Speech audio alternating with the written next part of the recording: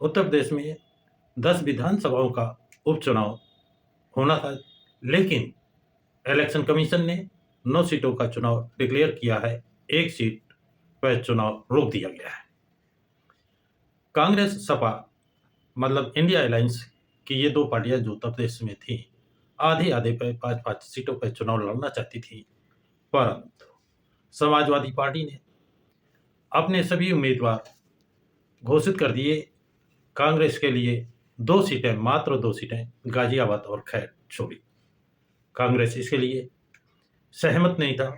कांग्रेस 5 से हट करके मात्र 3 सीटें मांगने लगी। समाजवादी पार्टी ने वो 3 सीटें देना भी वाजिब नहीं समझा। अब ऐसी स्थिति में कांग्रेस ने घोषणा की है कि वो चुनाव नहीं लड़ेगी। सभी सीटों पर समाजवादी पार्टी चुनाव लड़े। कांग्रेस ने ये त्याग किया है अथवा समाजवादी पार्टी के सामने समर्पण किया है।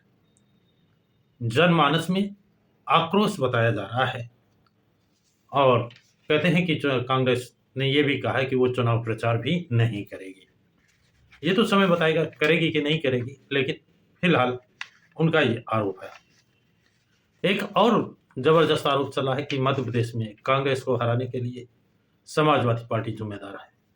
इसी तरह राजस्थान में समाजवादी पार्टी ने यादव वोट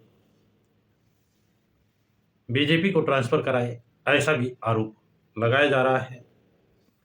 और जीता जागता उदाहरण कि समाजवादी पार्टी कभी जम्मू कश्मीर में चुनाव नहीं लड़ी है और वहां भी जाकर के कांग्रेस से मिलकर नहीं, अलग से चुनाव लड़ी है। साइकिल चुनाव चिन्ह नहीं, जो वहां इनको चुनाव चिन्ह मिला है उस पर चुनाव लड़ी है। इसका सीधा अर्थ ये लगाया जा रहा है कि समाजवादी पार्टी जम्मू कश्मीर में भी कांग्रेस को हराने का प्रयास किया। और इतना ही नहीं, सपा और कांग्रेस के बीच में कहते हैं सब कुछ अच्छा नहीं चल रहा है। महाराष्ट्र में चुनाव डिक्लेयर होने पर वहां पर कुछ सीटें, 25 सीटें समाजवादी पार्टी मांग रही थी, फिर 15, फिर 10 और अंत में 3 सीटें मांगने लगी। लेकिन वहां पर कांग्रेस और उसके सहयोगी दलों ने समाजवादी पार्टी के लिए एक भी सीट नहीं दी है। इस तरह ये जो अनुमान या लोग कह रहे थे कि कांग्रेस और सपा के बीच सब कुछ अच्छा नहीं चल रहा है, वो सामने आता जा रहा है। और यहाँ पर एक कहावत चरितार्थ होते नजर आती है। मायावती कितनी दूरदर्शी है, उन्होंने इस अलायंस बनने के समय ही कहा था, दिल मिले न मिले हाथ मिलाते रहो। और ऐसे गठबंधन कब टूट जाएंगे, कहाँ एक दूसरे से हट जाएंगे, एक दूसरे को धोखा देंगे, कुछ कहा नहीं जा सकता। और वो अभी सीटों के बंटवारे में ही सामने आ रहा है। यदि सरकार बनाने की स्थिति आती तब क्या हालत होती। तो साथियों, ये कांग्रेस और समाजवादी पार्टी के बीच में सब कुछ अच्छा नहीं चल रहा है, ऐसा कहा जा रहा है। कब ये गठबंधन खत्म होगा, एक तरह से खत्म ही, जबरदस्ती का गठबंधन है। सपा ने, समाजवादी पार्टी ने उत्तर प्रदेश में कांग्रेस को कोई सीट नहीं दी और कांग्रेस ने महाराष्ट्र में समाजवादी पार्टी को कोई सीट नहीं दी।